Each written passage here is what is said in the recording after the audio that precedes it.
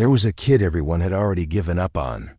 His name was Tyler, and he lived in a forgotten corner of a small American town where hope went to die. Most days, his pockets were completely empty. His sneakers had holes so big you could see his socks. His backpack was held together with duct tape. Some nights he went to bed with nothing but tap water in his stomach. But inside Tyler's chest burned something nobody else could see. A dream so big it terrified him. He wanted to break free from this life, to build something that would change everything for him and his family. But every single time he dared to speak about it, people laughed in his face. They told him, "Kid, how can someone with nothing think about being something? You should worry about where your next meal is coming from, not about some fantasy future." Their words cut deep. But somewhere in the darkness of his doubt, Tyler refused to believe his story ended here. One cold evening, Tyler sat alone by the old bridge near the train tracks, his head in his hands, wondering if everyone was right about him. That's when Mr. Harrison appeared. He was the retired teacher who lived in the house at the edge of town, the one person who still seemed to see people for who they could become, not just who they were. He sat down next to Tyler and asked, "What's eating at you, son?" Tyler's voice cracked as he answered, "Everyone keeps telling me I can't make it. They say my dreams are too big for a kid who's got nothing. Maybe they're right. Maybe I should just accept this is all I'll ever be." Mr. Harrison reached into his coat pocket and pulled out a small hand mirror, its frame worn and scratched. He handed it to Tyler and said, "Look into this. Tell me what you see." Tyler glanced at his reflection and mumbled, "I just see me." Mr. Harrison leaned closer. "Do you see the pain in those eyes?" Tyler nodded slowly, feeling a lump in his throat. "Now look deeper," the old man said. "Look past the pain. Can you see that fire burning behind it?" Tyler stared harder, and for the first time, he saw something he'd been ignoring. A fierce determination staring back at him. Mr. Harrison's voice softened. "That fire is your belief in yourself. Most people let the world blow it out. They give up before they even start. But if you protect that flame, if you feed it every day with action and discipline, it'll light your way through the darkest storms life throws at you."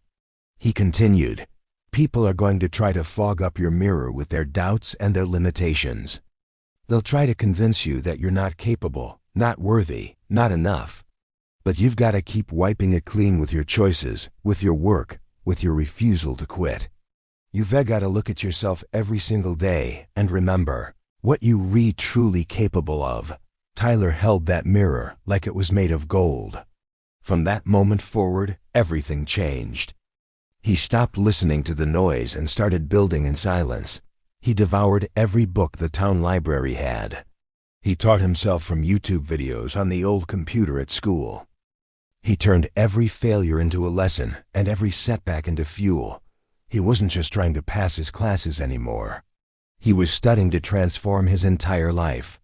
But life didn't make it easy. His mom was battling chronic illness, and the medical bills were crushing them.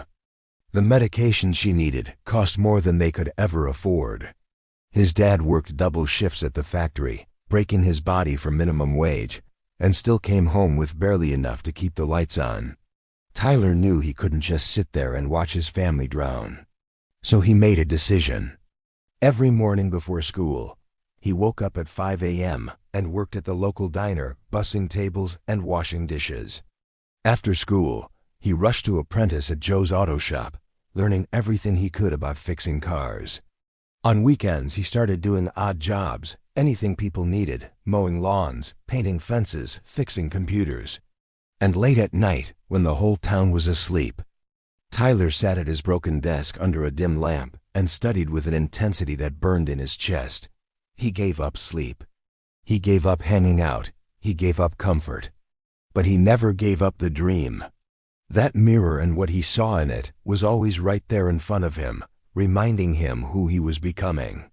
Years went by like this. Slowly, painfully, Tyler started a small computer repair service out of his garage. He saved every single dollar like his life depended on it, because it did.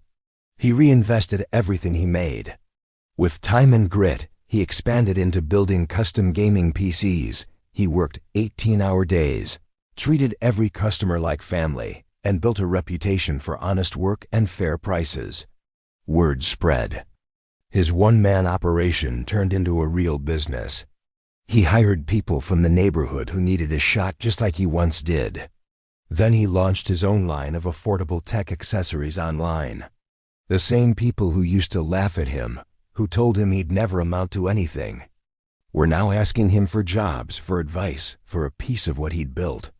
His mother got the treatment she desperately needed. His father hung up his factory uniform for good. And Tyler, the kid everyone had written off, became living proof that where you start doesn't determine where you finish. One afternoon, Mr. Harrison showed up at Tyler's office. Tyler hugged him like he was family because that's what he'd become. The old man looked around at everything Tyler had created and smiled that knowing smile. He said, "You see, Tyler, this world loves to convince people with empty pockets that they should have small dreams. But the ones who dare to dream beyond their circumstances, the ones who refuse to accept the limits others put on them, those are the ones who rewrite the entire story.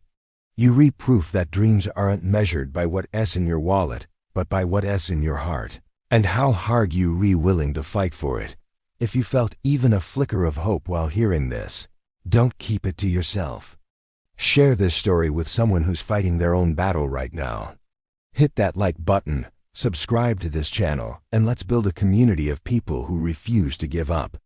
Because your breakthrough, your moment, your success story starts the second you decide your current situation doesn't define your future. Start today.